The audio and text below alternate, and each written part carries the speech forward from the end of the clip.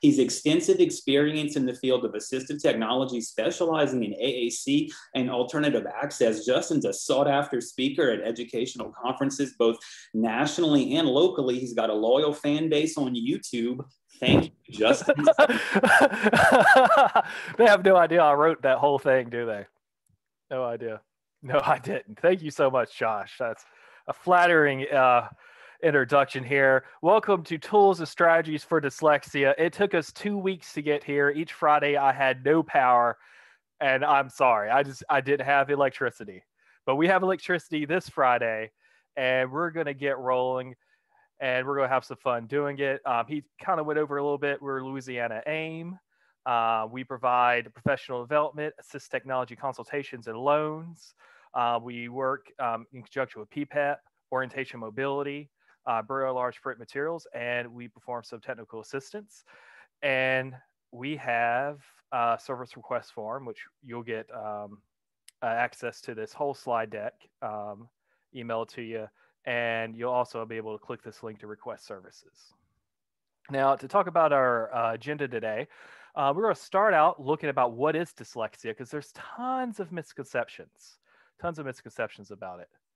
We're going to review some data that came to light the last 2 years, some recent studies. We're going to look at dyslexia then, and not so much of a neurological nerd way, but we're going to look at it in educational terms to see what that means in the classroom and how we can further impact those students with different strategies. And then finally, some of the actual tools that we can use, definitely when the kids get a little bit older and they've already learned to read, quote unquote, and now they're reading to learn. So technology we can use in the classroom. Now, like I promised, the very first section, let's talk about what dyslexia is. And this is all going to be on the test. So write it down. What you see on the left is a typical reader. And what you see on the right is a typical dyslexic reader. Okay? You'll notice that there is, again, this is on the test, decreased activity in the occipital temporal cortex. So that's the part of the brain that captures the image of the word. So when you read, when I read, we capture the word temporarily right here in this space. All right? As dyslexic readers, it's not activating quite as much as it should be. That's why it's not read. There's not as much activity there for some reason. That part of the brain seems functional. Nothing's wrong with it, but it's not activating as much as a typical reader's brain would. Then we come to one of the most important parts of the brain. Right here is the temporal, parietal, and inferior frontal cortexes. Excuse me, let me try it again. Temporal, parietal, and inferior frontal cortexes. Again, that's on the test. But what it does is that's where you begin phonological and semantic processing to decode words. So you're looking at the stored information that you've read, and now you're assigning sounds, and you're starting to decode the different word types. Again, I'm really, really watering this down because it's such a complex situation in the brain when we're reading and when we're spelling. And right here we see the very beginning part of the brain from left to right, the inferior frontal cortex. That shows up pretty well on both sides, on the typical reader and the dyslexic reader. And that's where we really focus on verbal speech production, like the Broca's area of the brain. So you'll see a lot of dyslexic students, they can really articulate very well at times, right?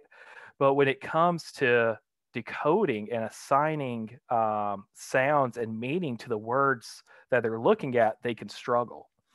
And it has nothing to do with eyes, nothing to do with vision, because really what's going on, the situation where there's a hiccup is where it's being stored and how it's being decoded in the brain. So not necessarily wearing what they call dyslexic glasses, and not even necessarily cover overlays, though we'll look at them because they're cheap and, you know, they're like $1. You can try something out and see if it helps a reader. But fundamentally, this is a neurological issue and not a vision issue. You know, not everything someone looks at may look jumbled, but when it's a word, and they're applying this other area of the brain, the temporal parietal cortexes, then there may be some issues. And if you want to know everything I just said, right here is a copy of it. So I didn't want to just put a bunch of words up on the screen and then talk over them. I wanted to show you the picture. So if you want a copy of everything I just said about these fMRI scans, here's the slide for you. So dyslexia is really defined as a bioneurological condition, primarily focused on being able to decode and process graph memes, which is written letters. That's really is what dyslexia is at its core. Even in Greek, it's struggling with words. So it's deciphering, it's decoding, it's applying that phonological process to decode graph memes. And I do like to share that it is different from a dysgraphic student. And dysgraphia is coming not next Friday, but the next if you sign up for that. But it's very different. So we see right here the student with the dysgraphic brain. Doesn't necessarily use the right side of his brain to compensate as much as a dyslexic student. And we see in the second column, scans indicate decreases in the ungular gyrus. So here's the dyslexic student using the ungular gyrus. And that's really associated with spatial cognition, with writing, and memory retrieval. So if you're kind of trying to retrieve, how do I start with my letter? Do I go from the sky to the ground? Do I go from the sky to the sky to the ground to the sky, etc. Sometimes your memory would draw on these areas while you're writing. In tandem with spatial awareness. So it's still very different things. When I was 7 years old, I was diagnosed with dyslexia, even though my reading was pretty well. And looking back, it's probably more of a dysgraphic thing. My handwriting is not on par, to say the least. My first grader makes fun of me. It's like, Dad, your handwriting isn't good. I'm like, well, you can read it, right? He's like, some of it. But, I type everything now. It's okay. But very different things. And that's why I've divided them into 2 different trainings. And here's again a copy of everything I just said with citations that you can peruse in your own leisure. And let's talk about some recent data that came up to show you how impactful and the scope of dyslexia really is. We see as much as 20% of the population is now estimated in the US to possibly have dyslexia. And only 5% of those are diagnosed. They just think they're struggling readers or school's just not for them. And our brothers, sisters over across the pond in the UK have statistics come up that approximately 80% of their students with dyslexia are dropping out of school without diagnosis. And 82% of theirs with dyslexia are trying to usually hide some of their difficulties. They become quite aware that they're not performing like their peers and their classmates. They may act like, reading isn't cool just to get around it. And we've seen a growing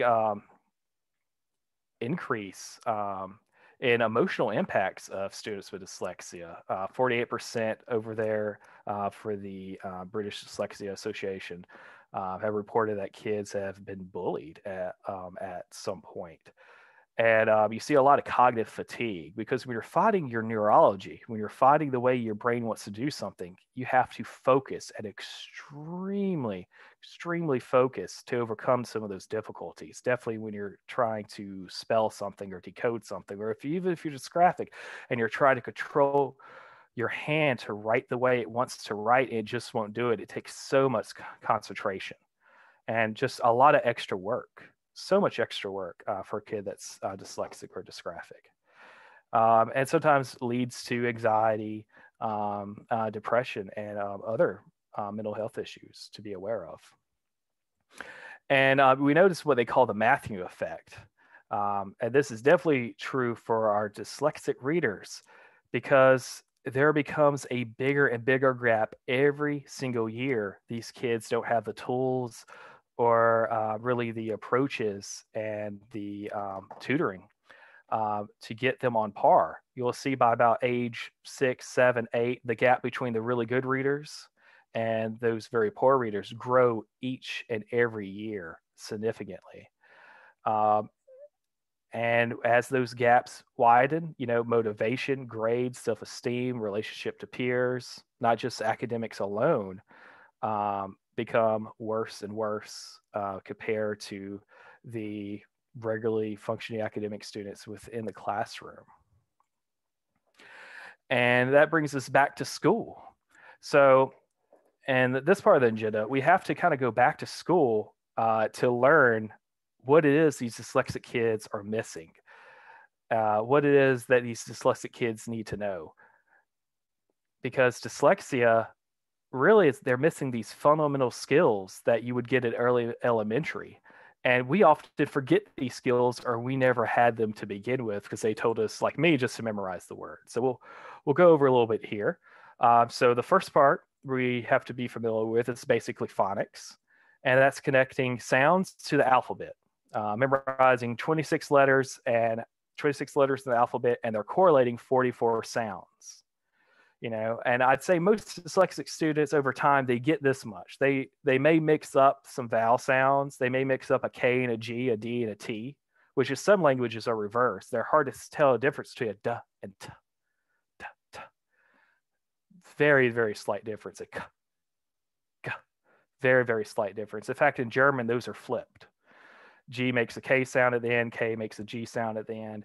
Very slight. This has to do, with that occipitotemporal cortex and the temporal parietal cortex, where they're looking at those letters, they're assigning some sounds to them.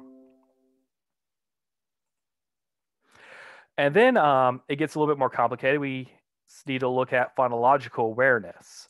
And that's the ability to know the similarities and the differences and really the subtleties in the broader sense. Like rhyming words, alliteration, the red rooster roared, or singing, syllables.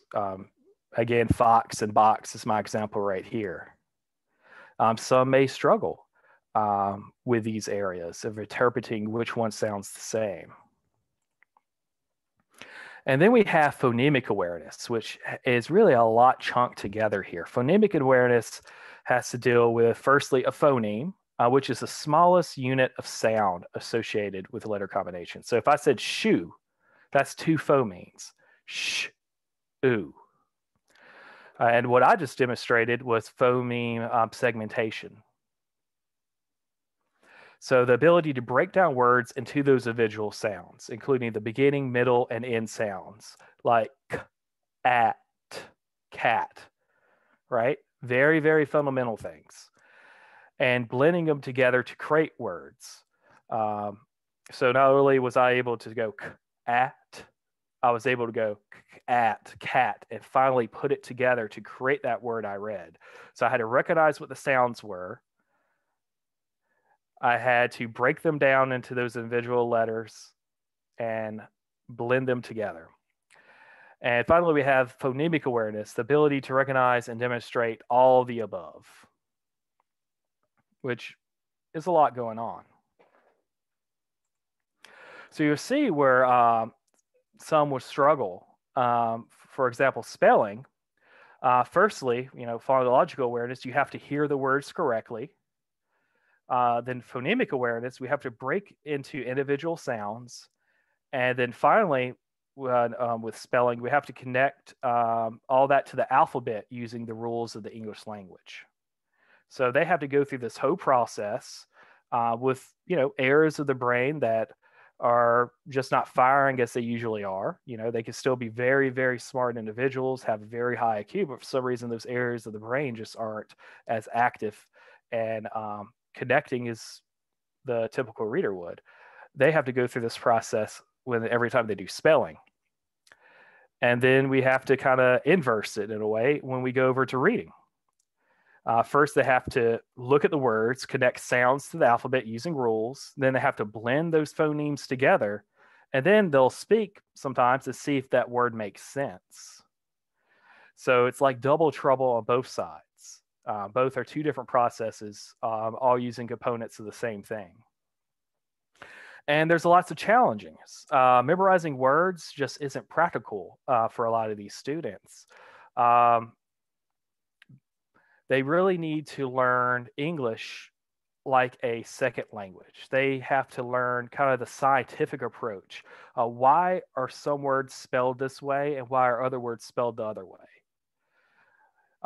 Typically, as an English speaker, as a native English speaker, we don't always go over these very, very specific linguistic approaches to teaching language because we're enveloped in it all the time. We hear English all the time since we were a kid. We know our ABCs in the classroom. We do it and we kind of fill in the blanks ourselves. But it's really, really hard for a dyslexic student to learn their native language without knowing the scientific reasons or linguistic reasons of why these words are spelled the way they are, why they're making these sounds. So they have to be even more masterful on the English language than your typical student would be. And of course, it's really hard in English is that there's not really a one-to-one correspondence to letters and sounds. Example right here is ch, sh, and k. We got chair, but when it's right here, it's machine. It goes shh, and then Christmas is a cuss sound for our Christmas tree, right? And they would have to know, for example, each one of the rules that dictated why that CH changed those sounds. And that's really hard for a dyslexic student. It's a little confusing at times for your students that, are typical readers, but then they just kind of memorize the words. They kind of fill in the blanks and it makes sense. But for a dyslexic student, each individual word is going to take a process from them to break down in a very slow, meticulous way. And there's more challenges too in English that your dyslexic readers need to know. For example, we have minimum pairs where there's like one sound difference. Meet and neat. That's barely a sound difference, right? Those are very hard for them to distinguish the difference between. You also have complementary distribution. Beginning of a word, sky, and the middle of the word, k for K. So sky is quick, but when you put a K at the very beginning of the word, it sounds like it has an H in it. So sky and kite. And what I would do with some of my lower elementary students, I guess my video's on, I would have them say sky, and I'll say kite, kite. You see that extra breath that pushes that napkin? And that's why sometimes dyslexic students that don't know these rules, they'll put extra H's and extra letters sometimes within their spelling because they know that it seems like there's an H there, but they don't really know the rules. They didn't just memorize it. So they need to, have some interventions where they talk about this complementary distribution. And for example, right here with a K, in the middle of the word, it's going to be k, and in the beginning of the word, it's going to be k. But it's still going to be spelled with a K and not a KH, right? Unfair. And there's also free variation. Sometimes there's just not much rules for it. Like N and M switch just between the meaning of the word, input and input, right? They sound very different. And the only reason one has an N and one has an M is just because they have two different meanings. There's no real spelling rule. Input didn't get in because it was input. Input didn't get the M because it was input. One got the N and the other one got the M because they're two different words. Good luck. And you have just other examples of final word meanings like meet and meat. They're spelled the same. I mean, they're spelled differently, but we spell them differently because there's two different meanings, but they sound the same. And immigration with an I, immigration with an E. Two different things. Two different sides of the same coin, but depending on which one it is, it has a different meaning if they're coming in or if they're going out. very difficult for our students. And that's why I like to recommend and some of these spelling rules definitely targeted at dyslexic students, because a lot of this stuff we probably just don't know unless you're a speech pathologist. I would say that you don't have that type of a very in-depth grasp of English. We're just used to doing it for so long, and we kind of filled in the blanks ourselves. We don't know these fundamental rules that someone, let's say from Japan, has to learn when they come over here and study to be an English student, or someone in a different country is taking English and they want to learn how to be a good writer. They learn these linguistic approaches in a very in-depth way. But we don't really teach ourselves these types of things. So right here is a link to, and we'll see a little bit more from the Logic of English, some different rules that dyslexic students struggle with and they kind of need to know to progress. And I have a second link for you as well. With different spelling strategies and tools that you need to keep in mind with your dyslexic readers. Now, the thing is, you may want to apply some different approaches. And what I showed you right here are a lot of paid programs because it's really hard to teach dyslexic students the exact way they need to learn the English language. And so unless you're a speech pathologist or you're really an expert in early elementary reading, then you may struggle. And there's a lot of good programs out there. And I used to be critical when I was a teacher in the classroom. My background was in education. I would get upset when I had to follow a script. But following a script really does help some of these kids that need to learn it in that very specific way. But also I want to talk about are those scripts, those approaches of teaching reading, but with multisensory strategies. So one of the first ones I'm going to show you is called Fingerspelling. And it's not going to be sign language fingerspelling, nothing like that. I'm going to show you a very, very rudimentary version of it. And I'll show you a more complicated version that's designed for our dyslexic students to help them put some movement to connect sounds and to blend, because they need a little extra help connecting these different parts of the brain that just aren't firing the way they should be. So sometimes putting movement and other sensory inputs to the process of decoding words becomes very beneficial. So the very rudimentary way, and you let me know, I think I should be sharing my sound pretty well.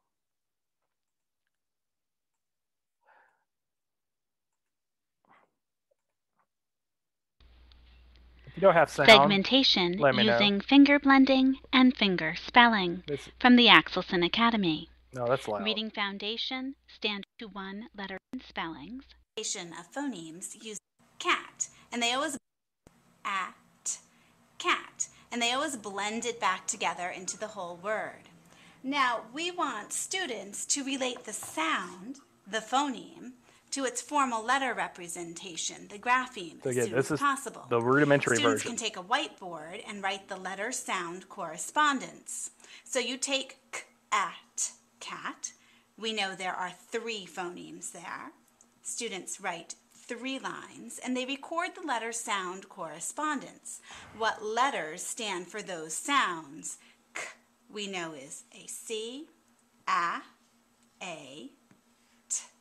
T, cat. As the year progresses, you see, that's very rudimentary, and sometimes we do that in our early elementary classrooms with consonant vowel consonant words, k, at, right? But there are programs out there that will do it for more complicated words with diphthongs, with long e, with different combinations. One I have to show you a few seconds of is the Logic of English, which is a pretty good program out there. Again, you don't have to buy a program, but just know that it's a lot of combinations and rules of the English language that you need someone to be an expert in if you don't have anything to follow.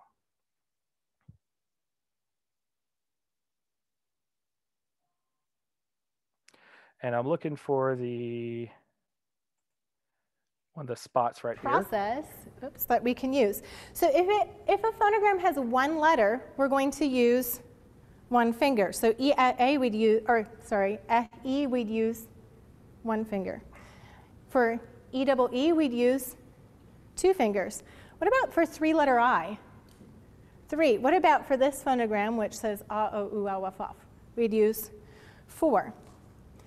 Okay, so we're going to practice a few of these. So for example, we have the word snack. And you can do this with me, or you can just watch the first few times if you want. We're going to sound out snack. You're going to use your phonemic awareness skills. Go ahead. N, A, K. Okay? I started with my pointer, but you could start this way. S, N, A, K. It's also fine. So your typical classroom, they don't bring out that many fingers, right? But your dyslexic students, it still becomes a very difficult process, even once they get past the consonant, vowel, consonant words. They still need sometimes some multi-sensory input, some movement to kind of connect those steps.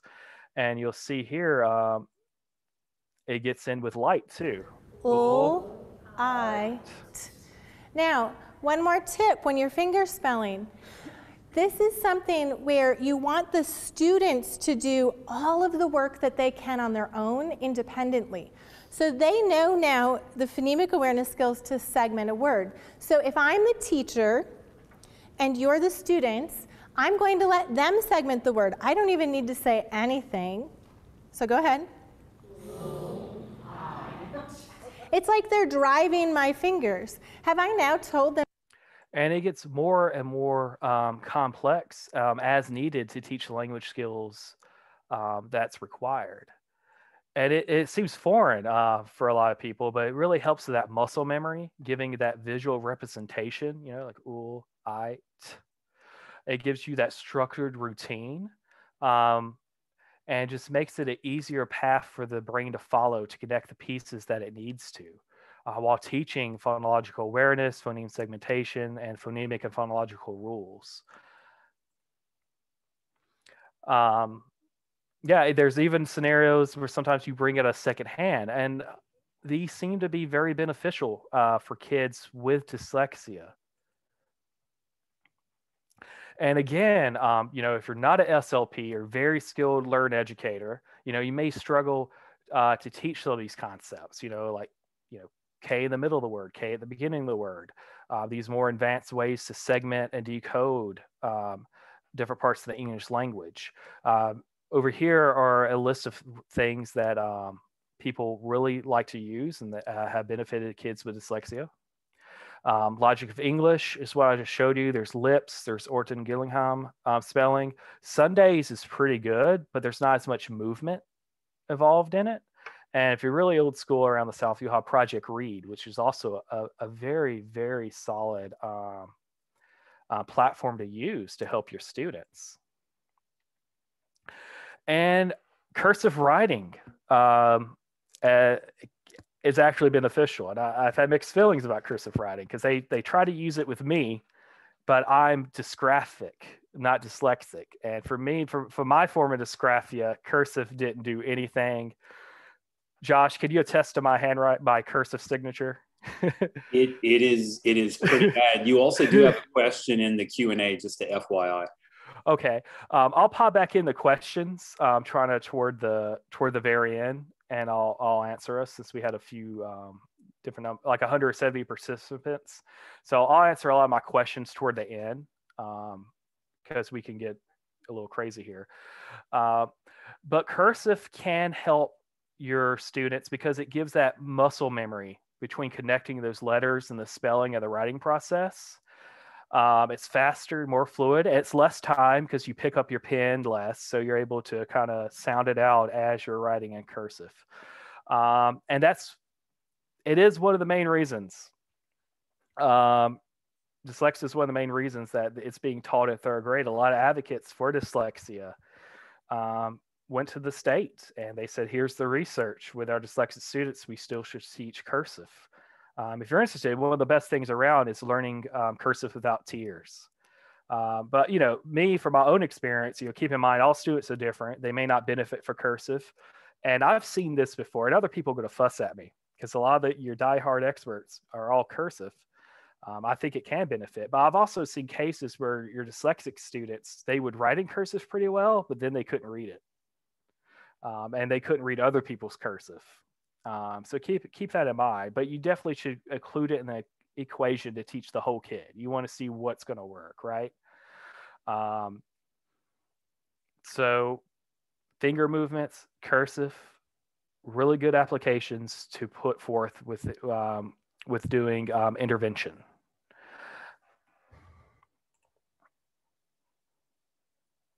And I have a little reading simulation here to show you what it's like in the classroom, because a lot of this stuff I just showed you is not really taught outside of first, second, and third grade, right? So if we miss our kids, and we talked about that Matthew effect, they struggle throughout their entire academic careers and sometimes professional careers because no one's teaching them those types of skills in school. And if they're an older student, quite frankly, they'll have to do tutoring after school or these very specific things, or they would have to be pulled for some type of intervention.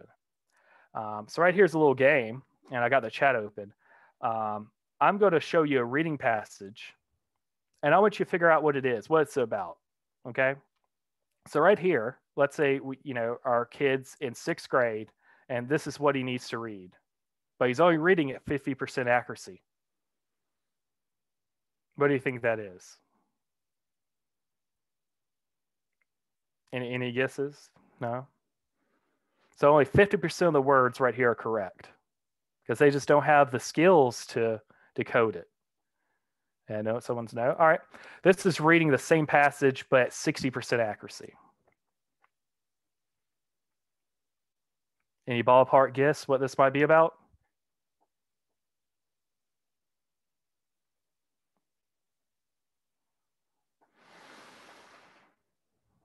Nope. Here's 70% accuracy. Someone said pyramids. All right. Let's say 80% accuracy. Something about jewelry.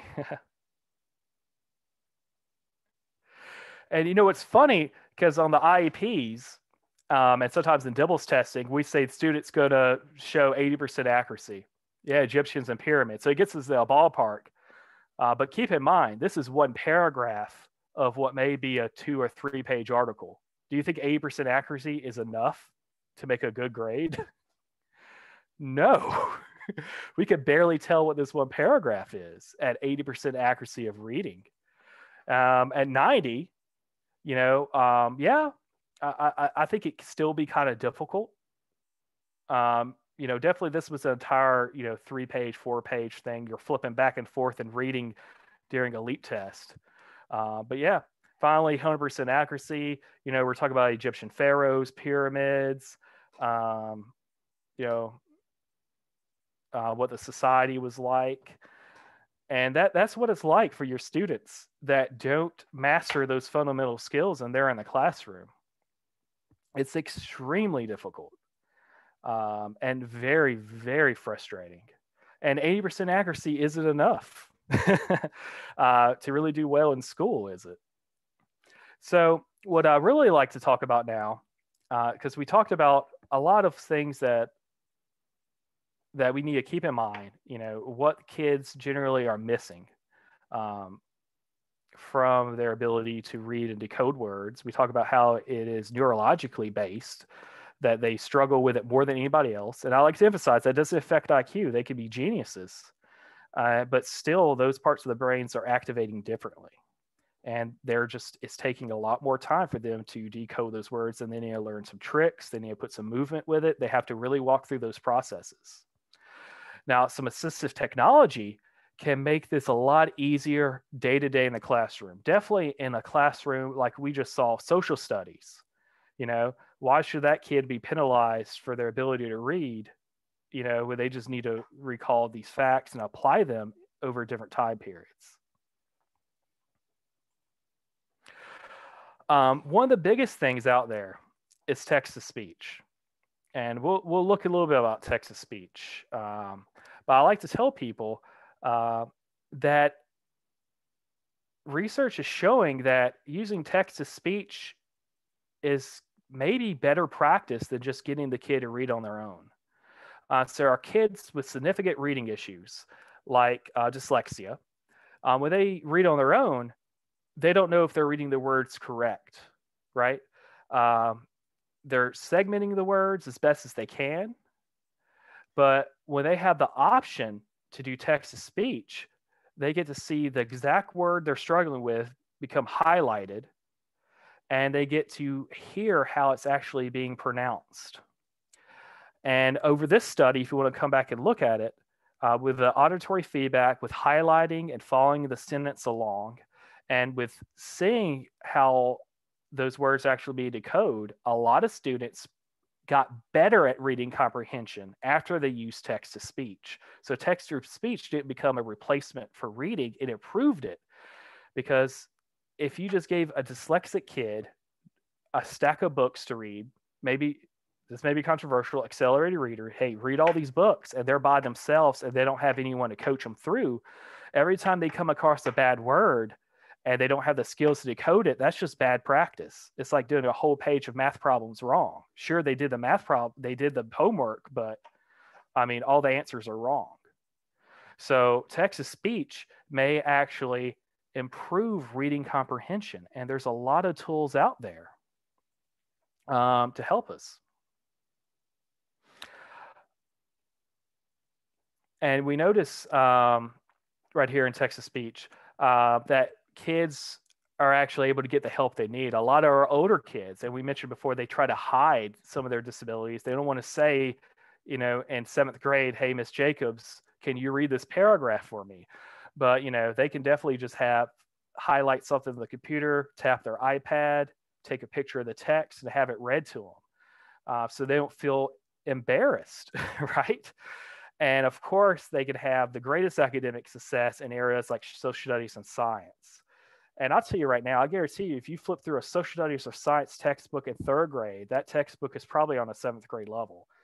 Some of your typical grade level readers are struggling with science and social studies textbooks because these concepts are so advanced, they can't dumb down the words, right? So it helped general reading comprehension. Of course, the greatest gains for using text-to-speech were in areas like social studies and science, where the vocabulary gets very tough. And there's a lot of tools out there I'm going to show you, but one I like to show a good bit is Read and Write for Google, because this part of Read and Write for Google is free for everybody. They do have a paid version, but if you got the free version, the text-to-speech always works. And it's great for our kids with dyslexia because sometimes they're so focused on how to decode words, sometimes they'll lose their space while they're reading. So it's really good to have programs like this that's going to highlight the sentence they're on and then track with that highlighting tool and go through and read each word they want. And of course, you don't have to read the entire thing. My kid, who is in 1st grade, he had this really, really hard story to read for class. I got the story for free on my iPad. And, I told him every time there was a word that he wasn't quite sure about, just hit select speak. So he was able to read the majority of all the words by himself, but he would use the select to speak. And that really helped him out on some very complicated names and geographic locations. And he really liked that because he didn't have to say, Dad, I don't know what this is. And what's really cool with Read and Write for Google, and this one you can do free as well. What you see me doing here in this video, and you're not going to have audio for this, is instead of just hitting play and having it read to you, I click Audio Maker, and what it does, it downloads it in MP3 format. So if you have a whole lot of information to cover, you can just make your own MP3s and listen to it on your phone. While you pump an iron in the gym, you know what I'm saying, or whatever it is you may do. Hopefully you're not going to the gym or gym's open. I don't know, but it's really cool to have the option to go ahead and download a whole bunch of text in the voice you like, in the speech rate you like, and being able to listen to that later on with your headphones or private or wherever, or even do this to your own notes if you typed them. And there's a lot of good reading text-to-speech programs out there that are third-party, and this is the third-party list. So these are the ones already built in. But Kurzweil has always had a pretty good selection. They also have Read the Web, so you don't have to be within Kurzweil program. You can have an extension up here, like I did with my timer earlier, and it can read things just like Read and Write could. You have Voice Stream Reader. You have Snap and Read for Don Johnson. But you also have a lot of this stuff already built in to your computer. The one I just saw was Read and Write for Google. So Chromebooks now have text-to-speech built in. So right here on this link, we'll show you how to access the accessibility modes. And, instead of third party, this is first party. This is built into modern day Chromebooks, where it would go through, highlight the text, and read. And you don't have to download any additional software if you don't want to. And right here, I have a link for you to do the same thing with an iPad. So you can do the select speak modes. I have the same thing for a Mac. If you're on a MacBook and not an iPad, it's a little different. The same thing for Windows. Windows 10, which most of us are on now, has their own form of narrator, their own way to do screen reading and text reading as well. I have a link to those helpful tips. And one thing that's worth pointing out, Microsoft has one thing that is pretty cool. I'm really a Google guy, but Microsoft has Immersive Reader, where you can upload your Word documents, things off a website. PDFs may work, sometimes they don't, but it puts them into a reader. It's like books on the iPad, or puts them in like a program like a Kindle. So you can go through and you could change the font, you could change the coloring, you can change the theme of what you're reading. You can have it read aloud in different voices. So Immersive Reader is like text-to-speech plus a little bit more. It's like you're making it a digital book that you can go and access when you want to. And that's really worth mentioning. A lot of students, particularly those with dyslexia, really like using Immersive Reader. You see right here, they're color coding different words. They're taking notes. They're having it read back to them. Really great program. If you got Windows, that's worth trying out. Now, let's say, Justin, I know there's a pandemic going on, but we still like our paper. Well, ideally, the best scenario is having assignments digital for our kids that are dyslexic, so they don't have to go through doing any extra steps. But there are things that do optical character recognition. So they'll take a picture of something, and that program will turn that picture into text, and then you can have it read to you. So right here, you see Claro Scan Pen. So a student could have this on their phone, and this app is like $4. They could have it on an iPad. They take a picture of their worksheet, of their reading story, and every place they trace with their finger becomes highlighted and gets read in the voice that they choose. That's pretty awesome. Prismo is another program out there. It's a little bit more expensive than Claro Scan Pen and has more bells and whistles. But Claro Scan Pen's my sample for you because it's very simplistic to the point where lower elementary students can use this just fine. Kurzweil may take a little while because after you take the picture, you got to upload it through the internet. It's not just on the app. One thing that some people use are these reading pens, like these C pens.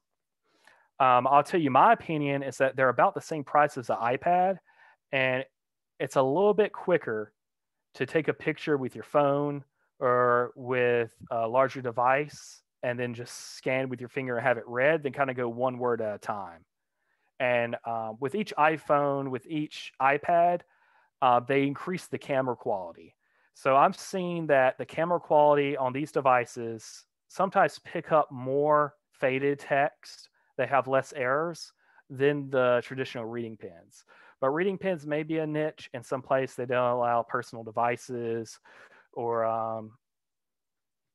iPads, or they just don't have access to that type of technology. Reading pens do have a place, but it's becoming more and more niche as time goes on.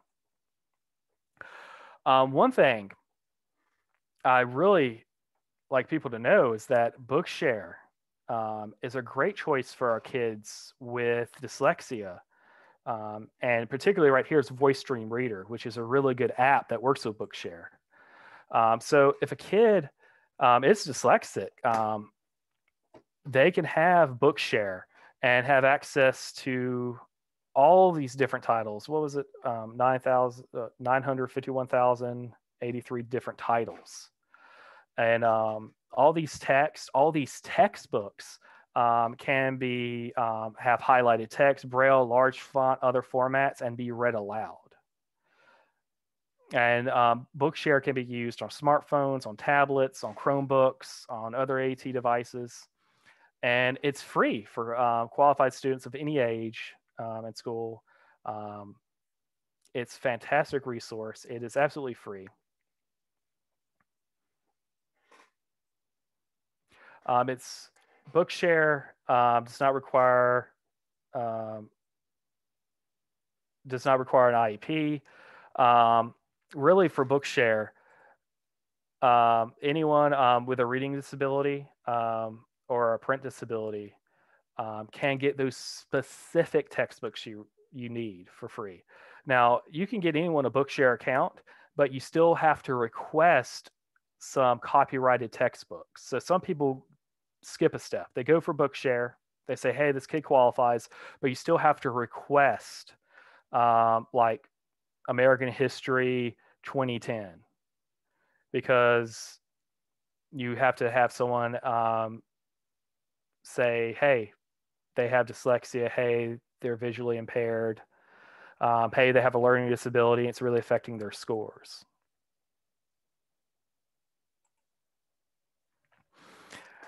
But, and just to add a little bit more, qualifying professionals, who can say those students need those specific textbooks? Who says, hey, the student, it's great that we have all these free open source books on Bookshare, but this kid really needs his math textbook, his science textbook, his reading textbook. Well, the requests within Bookshare can be put forth by AT personnel, dyslexia specialists, learning disability specialists, a librarian, occupational therapists, resource specialists, a special education teacher could be the authority that puts their name down within Bookshare to request these materials that aren't free and open to the public, speech pathologists, VI. So really, they can get everything they need. And one thing that's also that's worth mentioning right here, as a good personal assistant for homework, Alexa will read those audiobooks for you. They will spell words for you, define words, and sometimes the reason why words are spelled the way they are based on their meanings. They can find synonyms for you. It's a good, not really good thing for the classroom, but this is a good tool that a lot of dyslexic students and adults use at home. Really great personal assistant.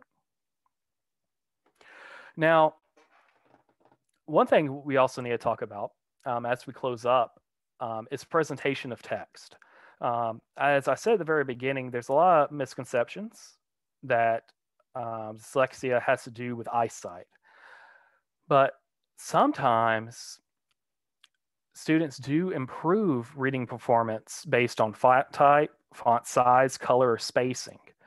And I'll show a couple different tools for you. Right here is a blanket list of highlighting tools, contrast tools and line tracking tools, because sometimes it helps highlighting the area where you're at.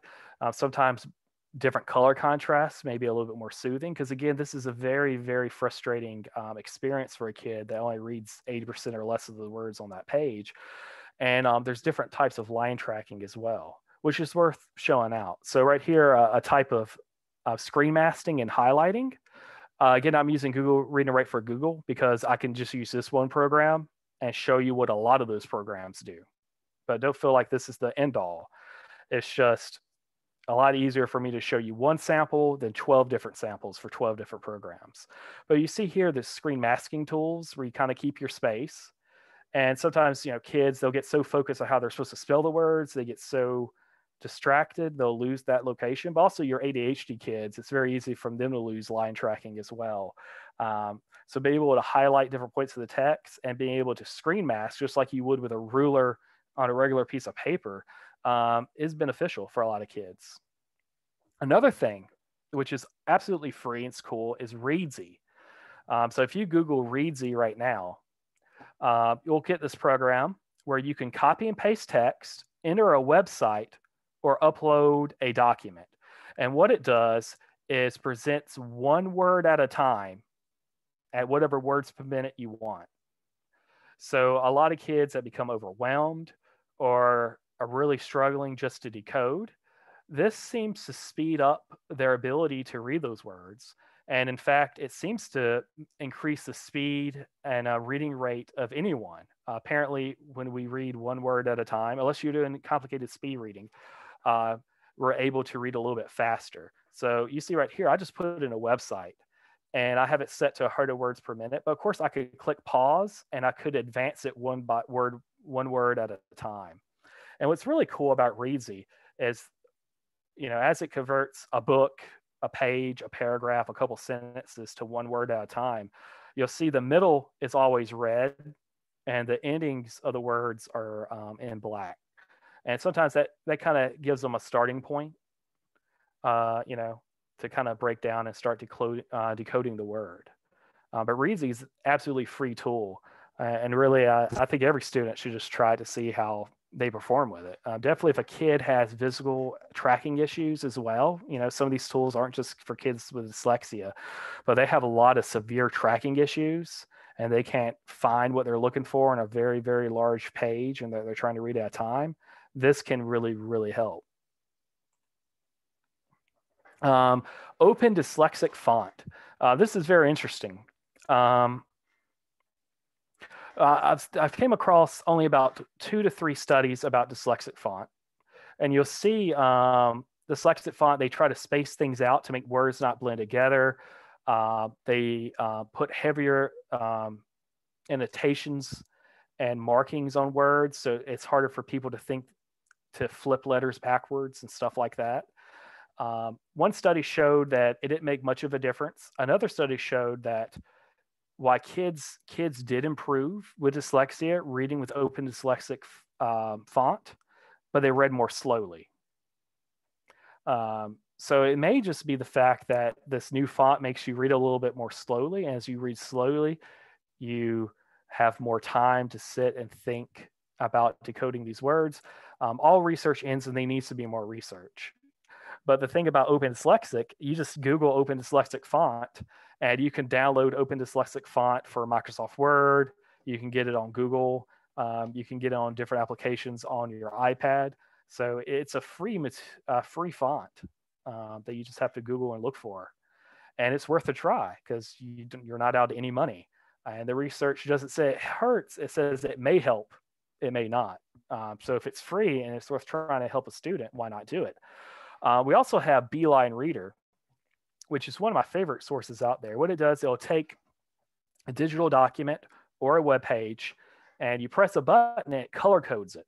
And again, kind of like Readsy is supposed to help you read a little bit quicker with a little bit less word error.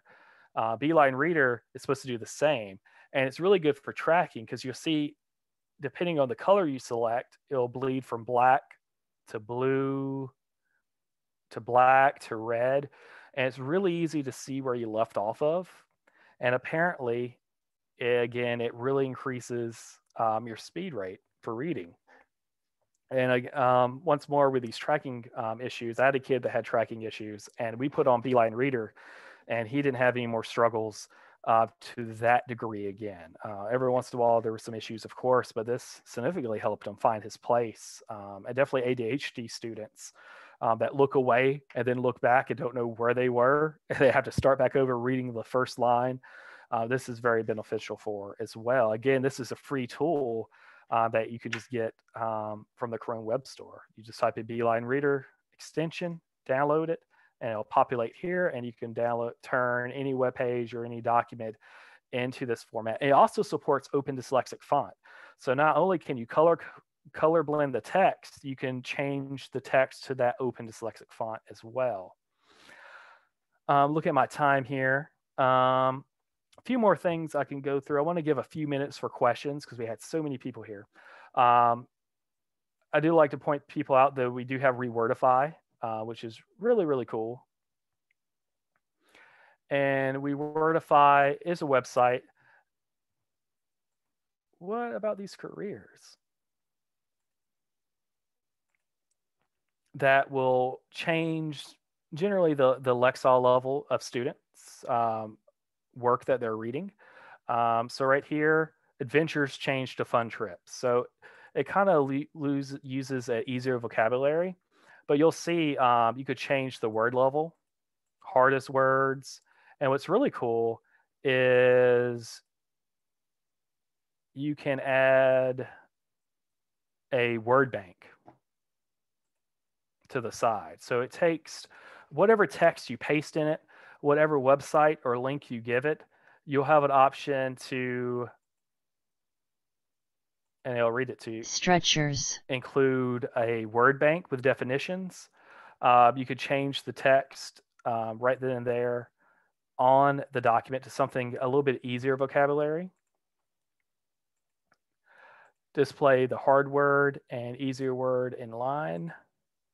So here's side by side. So right here, remember it said adventures. Well, now they put the more easier word, the more commonly used definition, I guess, fun trips right here. Stretchers became stiff frames with canvas for moving injured people. But it's a free source of there, a piece each. One example, it's really good for reading Old English. Like if you're reading Edgar, so Middle English, like Edgar Allan Poe, Harkin. It's really good to change some of those words up. Project Gutenberg, a bunch of free text, that open source, that's your text-to-speech programs will work for. News ELA and Tween Tribune are really cool, definitely if you're a teacher, because they'll give you the same article, but you pick the Lexile level. So in Google Classroom, this has really been impactful over this year. Some students that really struggled could be reading this one, and all the teacher did was copy the link address for the 610 Lexile level, send it to this student, and your gifted student in the classroom, she sent that link to that student. And you'll see the text complexity changes a good bit between the max level and the lower levels. That's a really good source. News ELA does it as well. And of course, there's a lot of old school stuff. Writing tape works. You can do color tape.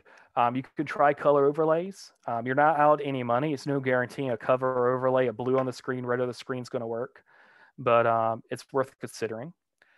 And lastly, I will talk briefly about the next 1 minute word prediction, because it's such a big topic, dyslexia. But word prediction, there's a lot of stuff out there for you, because sometimes your kids that are really bad, struggle with reading. They struggle with spelling as well. There's word prediction built in to read and write for Google, other programs out there. Your iPad has it. So you go to type giraffe, it's recommending different choices for you. That helps a good bit. Spell checkers, fantastic. So really good software out there that's going to give you good word prediction, read and write for Google. If you're on an iPad, you know how you have emoji keyboards? You could switch out a keyboard like Keeble or Kidogo. And what it does, it gives you far more choices for word prediction. So if a kid's trying to do some type of written composition and they're struggling spelling those words, this gives them a much robust selection using these keyboards on the iPad. Of course, Co-Writer by Don Johnson is fantastic. For a lot of you who have questions about evaluating dyslexia, which isn't really what this presentation was for, I do have a link right here that gives you a little bit of information about testing and evaluation. Another one that tells you a good bit about characteristics for dyslexia. And feel free to follow us on Twitter, ask questions over Twitter, ask questions over Facebook, or email us personally, and I'll take your questions. And then if you're interested in dysgraphia, which I'm really going to get on my soapbox about dysgraphia because I lived it. I live it every day. It's going to be in about 2 weeks. All right, so we have some questions up here. Let's see. So blind students have dyslexia. Read Braille.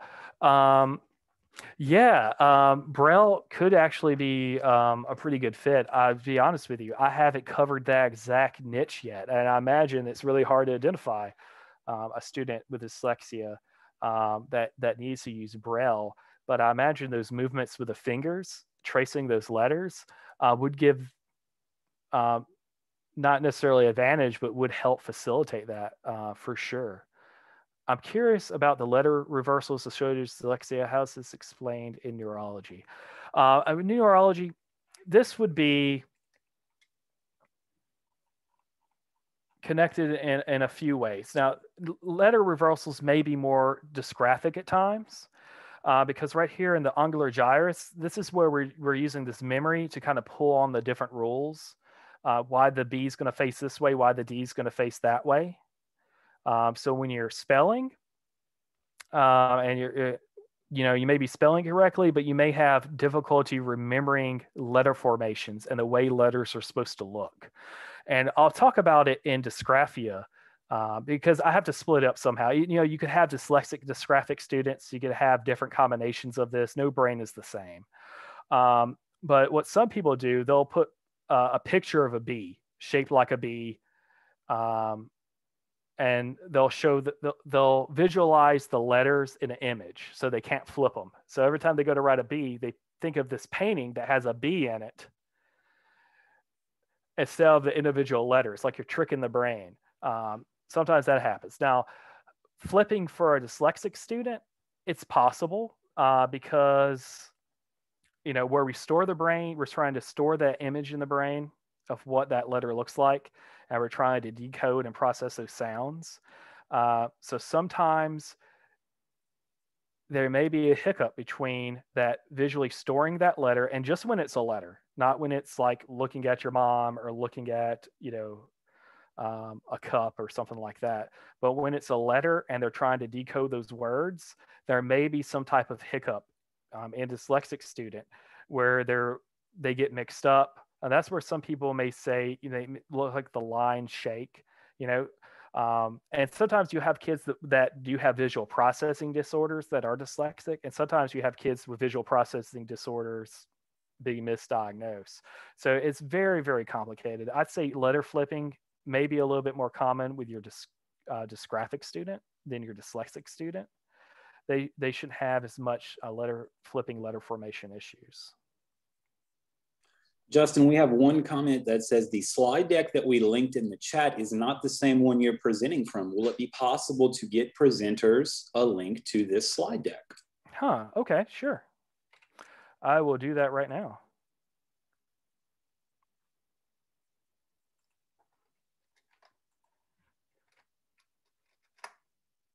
Oh, it didn't copy and paste. Hang on.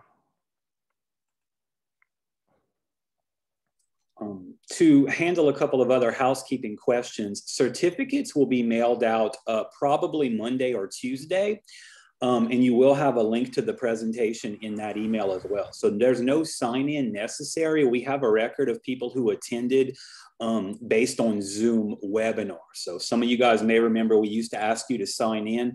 That was before we switched platforms, okay? So thank you for those questions, and we will get you your certificates and a link to the presentation hopefully early next week.